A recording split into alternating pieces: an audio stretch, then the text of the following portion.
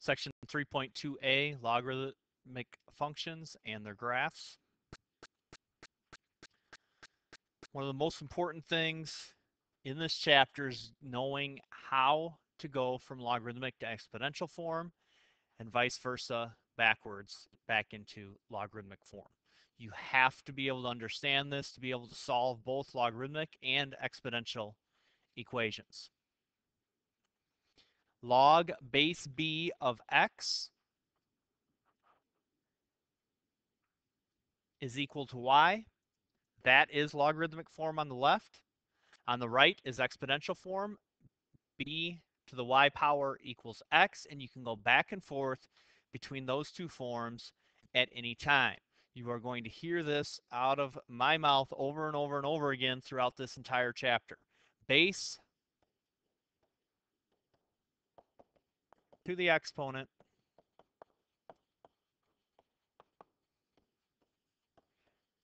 equals the argument. That is how you go from logarithmic form to exponential form. Base of a logarithm is the subscript right after the log. What comes after that is the argument of the logarithm, and what it's equal to is the exponent. So base to the exponent equals the argument is how we get from logarithmic form to exponential form. And again, do not forget that a logarithm is an exponent. So when you are finding a logarithm on the calculator, you are finding an exponent to put on that base to equal whatever the argument is, and that is going to be reinforced as we go throughout this chapter as well. Write each logarithmic equation as an exponential equation. So all we're going to do in all 5 of these is use our base to the exponent equals the argument. In this case, base 2 to the exponent 5 equals 32. Letter B, 3 cubed equals 27. Base to the exponent equals the argument. Letter C, base to the exponent equals the argument. 4 to the 1/2 power equals 2. Now in letter D, if there is no base given on a logarithm, it is understood to be base 10. So it's base 10 anytime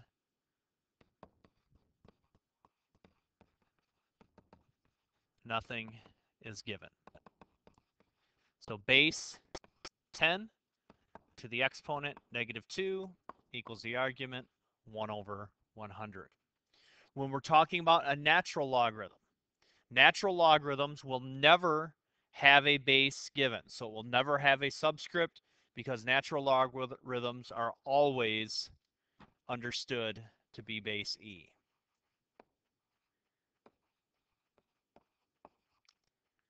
So in this case, right here, there's a little e, even though it's not written. Base to the exponent equals the argument of e cubed. That is very important that you can go from logarithmic form into exponential form. In our next example, we're going to go the other direction. Now we have it in exponential form. We want to write it in logarithmic form. Base to the exponent equals the argument. So remember those parts when you do your logarithm. Logarithm, what was the base? 8. Base to the exponent equals the argument. So the argument is 64 equals 2. There's logarithmic form of that exponential equation. Letter B, base 10 to the exponent equals the argument. So our argument is 0.001 and our exponent is -3. Letter C, our base is e. Anytime it's base e, now we're talking about natural log. Base is always e, so we will never write the subscript. Base to the exponent equals the argument. So the argument is 4 and the exponent is x. You have to be able to go back and forth from logarithmic to exponential form on your own within the without using a calculator. You just have to know how to go between those two forms. Here now, these are going to be straight calculator problems. Remember, don't just blindly plug these into your calculator and have no idea what it is you are calculating. A logarithm is an exponent. So log of 345, there is no base given here, so we know that this has to be base 10, is asking the question, what exponent can I put on 10 to equal 345, or 10 to what power equals 345? In letter B, natural log, there is no base given here because we know that has to be base e, is asking the question, what exponent can I put on e to equal 18.42, or e raised to what power equals 18.42? And C, what exponent can I put on 10 to equal -2, or 10 raised to what power equals -2? Let's go to the calculator and plug some of these in. Log of 345, you plug in just like you see it. On your calculator, hit the log key, hit 345. We get that. That, remember, is the exponent that we can put on 10. So if I take 10 now and raise it to, oops, put in the wrong thing here, 10 and raise it to that answer that we just got right there, we get 345. So the exponent is 2.538 approximately. Natural log of 18.42, what exponent can I put on e to equal 18.42? Natural log of 18.42 is that, and notice if I take e now and I raise it to that exponent, it better equal 18.42, and you can see that it does, so 2.913.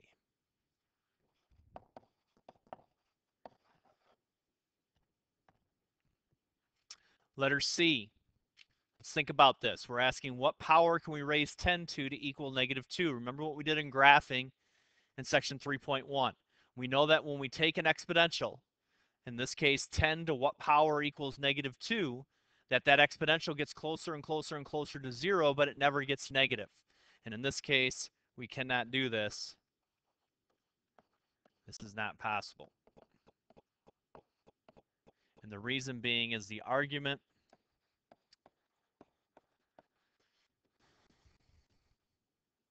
of a logarithm must be positive.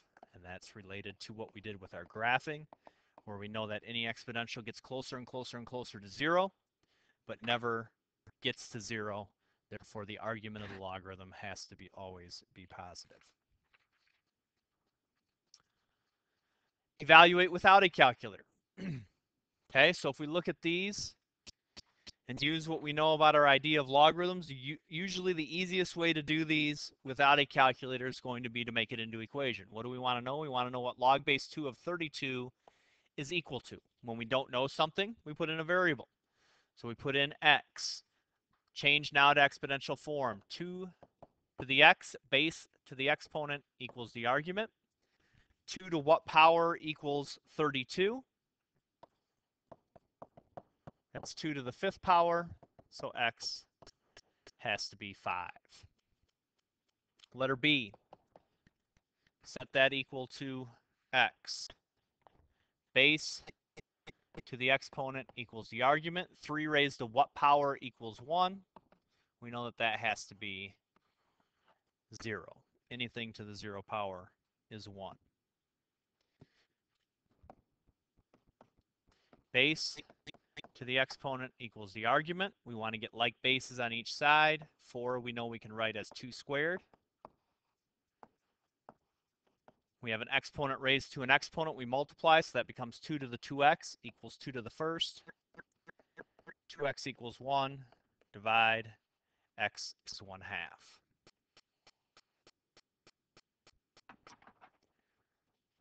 Letter D. Base to the exponent equals the argument. We want to again get like bases. So I'm going to change 100 to 10 squared. When I move that up to the top, remember that only changes the sign on the exponent. So that's the same as 10 to the negative second. And now x then has to be -2.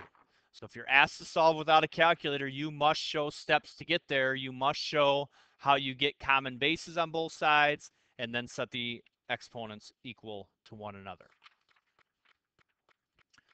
Properties of logarithms.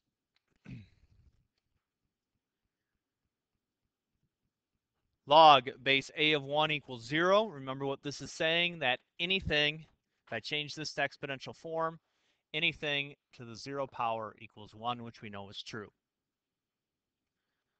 Log base a of a equals 1. Well, if we look at this in exponential form, that means a to the first power equals a. Anytime our base on our logarithm is the same as our argument, they are basically inverses of each other and they cancel out, which is what brings us to our next property. Log base a of a to the x. Our base is the same as our argument. Those cancel. We're just left with x. Same way if we have an exponential. Base here on our exponential is the same as the base in our logarithm. All of this cancels, leaving us with just x. Fourth property, log base a of x equals log base a of y. This is not dividing here by the logarithms to get rid of it or anything like that, which some of you are going to want to do when we get into solving equations. If I have the logarithm of something equals the logarithm of something else, that implies that these two things must be equal, so x has to equal y. Know those four properties. You're going to be using them a lot in this chapter to simplify logarithms. Okay, solve for x here. Well, this is the fourth property we just talked about. I have log base 2 of x equals log base 2 of 3. Well, if these two things are equal, since the logs are the same, that means that x has to equal 3. Letter B, log base 4 of 4 equals x.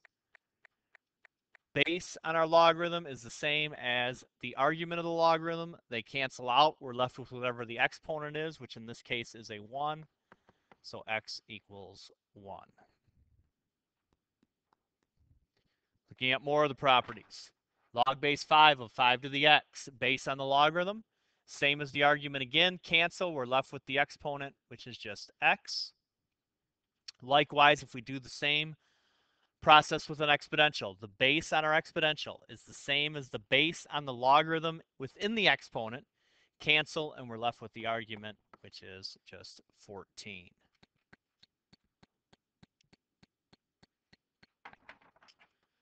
Okay, use properties to simplify here.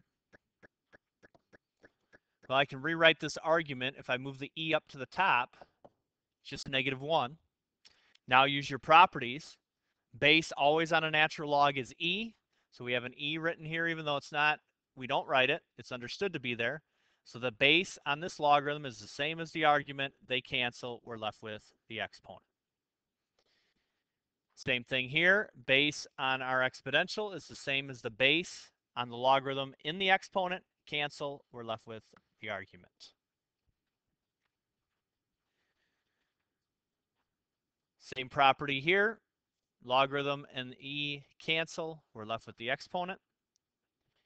And letter D, we have a 2 out front. Natural log of e. Remember, we have a base e here on the logarithm, so we're left with the exponent, which is a 1.